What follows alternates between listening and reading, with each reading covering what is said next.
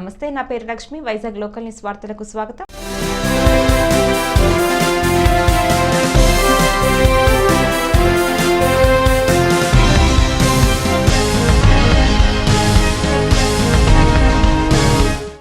రాష్ట్రం ప్రగతి పదంలో నడవాలంటే వైసీపీ ప్రభుత్వానికి మరోసారి అవకాశం కల్పించాలని వైసీపీ విశాఖ ఎంపీ అభ్యర్థి బొత్స ఝాన్సీ, పశ్చిమ ఎమ్మెల్యే అభ్యర్థి ఆడారి ఆనంద్ కుమార్లు విజ్ఞప్తి చేశారు.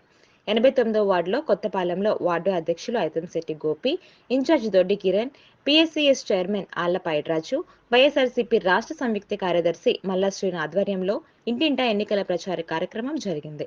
ఈ కార్యక్రమానికి విశాఖపట్నం పార్లమెంటు సభ్యుల అభ్యర్థి బొత్స ఝాన్సీతో కలిసి వైఎస్ఆర్సీపీ పశ్చిమ నియోజకవర్గం ఎమ్మెల్యే అభ్యర్థి ఆడారి ఆనంద్ కుమార్ ఇంటింటా ప్రచారం నిర్వహించారు.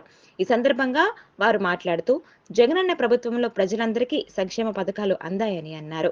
వాలంటీర్ల ద్వారా వృద్ధులకు వారి ఇంటి వద్దకు వెళ్లి పింఛన్ అందజేయడం ద్వారా ఎంతో మందికి మేలు జరిగిందన్నారు. ఎన్నికల ముందు టీడీపీ కూటమి వల్ల పెన్షన్దారులు అనేక ఇబ్బందులు పడ్డారని ఆవేదన వ్యక్తం చేశారు. రాష్ట్ర ప్రజలకు మేలు చేసే కార్యక్రమాలు చేస్తుంటే ఓరవలేక అక్కసుతనం ప్రదర్శిస్తున్నారని ఆరోపించారు. చంద్రబాబు కూటమి మాటలు ప్రజలు నమ్మే పరిస్థితిలో లేరని అన్నారు.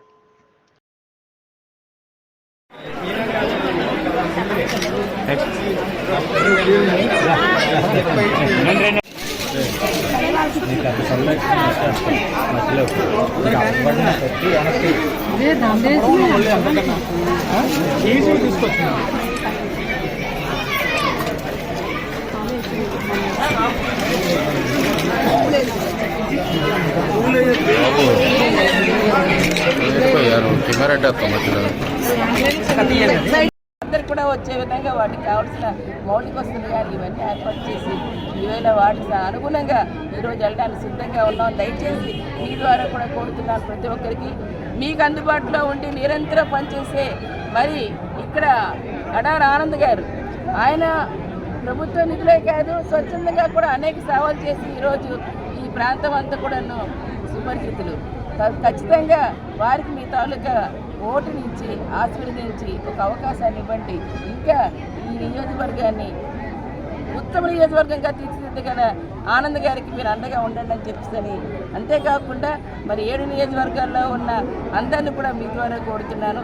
తప్పనిసరిగా వారందరికీ కూడా ఈరోజు మీకు ఇచ్చిన ఓటు ఫ్యాన్ గుర్తుపై ఓటేసి ఖచ్చితంగా ఈరోజు ఎంపీగా విశాఖ ఆడపడిచిగా మీ ముందు మీ వార్డుని పార్లమెంట్లో వినిపించి ఈ ప్రాంత అభివృద్ధికి దోహదం చేసే విధంగా మీరు కూడా నాకు మీ ఒక అవకాశాన్ని ఇవ్వమని చెప్పేసి ప్రత్యేకంగా అందరికీ కోరుకుంటూ, మీ ద్వారా మరొక్కసారి రేపు రానున్న రోజుల్లో ముఖ్యమంత్రిగా జగన్మోహన్ రెడ్డి గారు విశాఖలోని ప్రమాణ స్వీకారం చేసే రోజుకి మనందరం కూడా సిద్ధపడి ఆయన ఆశీర్వాదం ఇచ్చి ఓటు ఇవ్వాలని చెప్పేసి మరొకసారి అందరికీ మనం చేస్తాం. 89వ వార్డులో మరి ఎంపీ అభ్యర్థి అయిన బొత్స ఝాన్సీ గారు ఈరోజు ఈ వార్డుకి పర్యటన రావడం జరిగింది.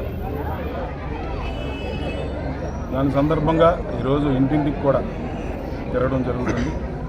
మరి ఇది ఎక్కడికి వెళ్ళినా ఏ ఇంటికి వెళ్ళినా కూడా ఈరోజు ప్రజలందరూ కూడా చాలా సంతోషంగా, ఇంతకుముందు రాజకీయాలకి ఇప్పుడు రాజకీయాలకి చాలా భిన్నంగా ఈరోజు మమ్మల్ని రిసీవ్ చేసుకునే విధానం కానీ, నవ్వుతూ వాళ్ళు మాతో పలకరించడం కానీ చూస్తూ ఉంటే తప్పకుండా ఏదైతే జగన్మోహన్ రెడ్డి గారు సంక్షేమం, అభివృద్ధి, స్కూల్స్ నాడు నేడు పెట్టి స్కూల్స్ కానీ, లేకపోతే ఆరోగ్యశ్రీ 25 లక్షలు చేయడం కానీ, లేదా మన అభివృద్ధిలో ఈ వెస్ట్ నియోజకవర్గంలోనే సుమారుగా 220 కోట్లు పెట్టి రోడ్లు కానీ, భవనాలు కానీ, డ్రైనేజెస్ కానీ అనేక సదుపాయాలు ఈరోజు జగన్మోహన్ రెడ్డి గారి ఆధ్వర్యంలో మేము ఈరోజు ఇవన్నీ 14 వార్డులో చేయడం జరిగింది.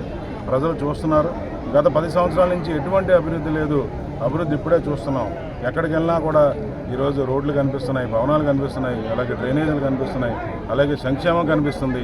ఈరోజు హాస్పిటల్కి కళ్ళు మూసుకొని 25 లక్షలు ఈరోజు ఎటువంటి ట్రీట్మెంట్ అయినా కూడా ఎవరికి ఇబ్బంది ఉన్నా కూడా వెళ్ళే పరిస్థితి. ఇటువంటి మంచి ముఖ్యమంత్రి మళ్ళీ మాకు రావాలి అని ఆయన ఈరోజు ప్రజలందరూ చెప్పడం జరుగుతుంది. మరి ఈ మధ్యన జరిగిన సంఘటనలు కూడా తెలుసు జగన్మోహన్ రెడ్డి గారికి. ఆయన బస్సు యాత్రలో వచ్చిన స్పందన, మరి కడప నియోజకవర్గంలో అంటే ఓకే ఆయన దేవుడు, అక్కడ అందరూ వచ్చారు.